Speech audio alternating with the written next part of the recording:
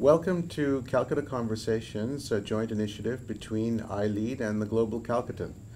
We have with us today Pritha Kejriwal, who, having worked for the Hindustan Times and NDTV and other outlets, started her own publication called Kindle Magazine. The co-founder and editor-in-chief of Kindle Magazine has been running this publication for the last 5 years, and we're pleased to have her here with us today. Thank you for having me. So Pritha, you were telling us about growing up in Calcutta. Yes, absolutely. So I was born and brought up here. I never left Calcutta. I studied here. But what was important in my formative years was perhaps my family, because we've had they were all embedded very much in the left politics of the state, and my grandfather, my father, my mother, they were actively involved.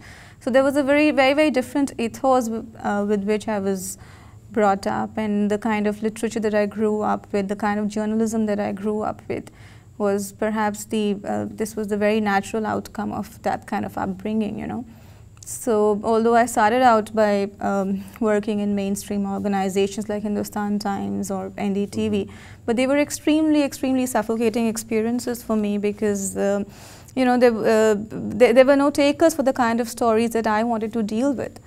The sort of narratives that I wanted to report on, or and even the treatment which I wanted to, the sort of creativity that I wanted to bring to the table was not acceptable, was just not, there were no takers for it. So you kind of you become this dull and inert person, and it was an incredibly vacuous experience being there.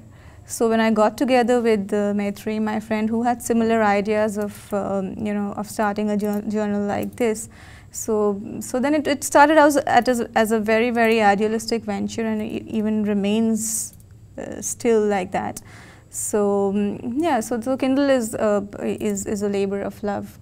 You reflect on the issues that have come to the fore and discuss them, write about them in a way that's perhaps deeper, with some sense of time and space. Small media. That's correct. That is structurally possible because you're small, because as soon as you grow big, you need all these huge amount of resources to survive. And the most structural issue with the media all over the world, not just India, is that, the reader or the audience doesn't pay for the journalism, right? It's the advertisers who pays for it. So then you get the journalism that the advertiser wants. So in big democracies like India, the entire media is a commercial enterprise, for that matter. And it's although we have so much of diversity, the numbers are huge. There are more than 75,000 print publications. The television channels have grown exponentially. The radio channels have grown exponentially. But all of them are a huge monolith of embedded journalism, because all of them are these corporate organizations who are working for profit.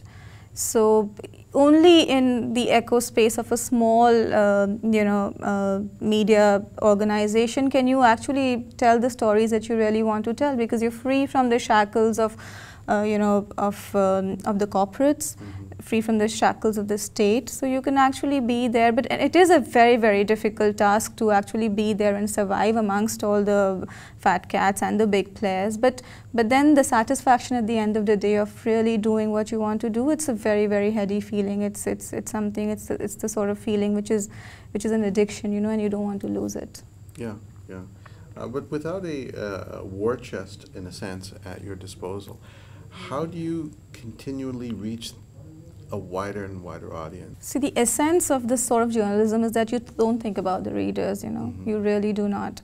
You really just do what you really believe in, and then you just let it out, and just let it reach wherever it reaches.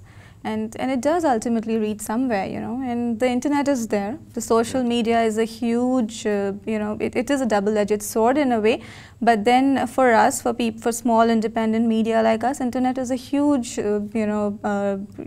place to be there and to reach people, to reach as many number of people. The net has done a lot for the democratization, I think, of it has. media.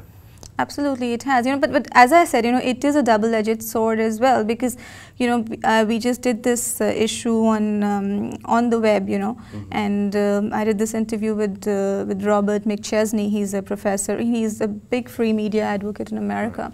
And he was telling us that there are just 13 corporate houses which rule the internet monopolies, which are the biggest companies of the US and which actually rule the internet. Be it Apple, Google, Microsoft, Amazon, just a handful of companies. And you have no idea the amount of data that they have. And the ways in which they manipulate your environment is something which you and me cannot even comprehend. And they change your environment in ways because the amount of data that they have in their hands. So I would say it is a bit. Then, but having said that, before the internet, you didn't have the blacks speaking out, or the LGBT community getting that much space to come out and speak. So the internet has been taken over by so many oppressed voices, and they're suddenly starting to be heard because of the internet. Well, I think there was a time frame when the internet was kind of less structured by these corporate elements, and it was more of kind of freewheeling, yes. much more open. And now, as companies are vying to get a foothold in that space, it's being closed down. I think more and more boundaries are coming up. Yeah, see, ultimately, so capitalism catches up with everything. The yes. logic of capitalism, it plays out in every sphere, and that's what you really need to fight. The big struggle for today is the socialism versus capitalism debate. That's the side which you ultimately need to take.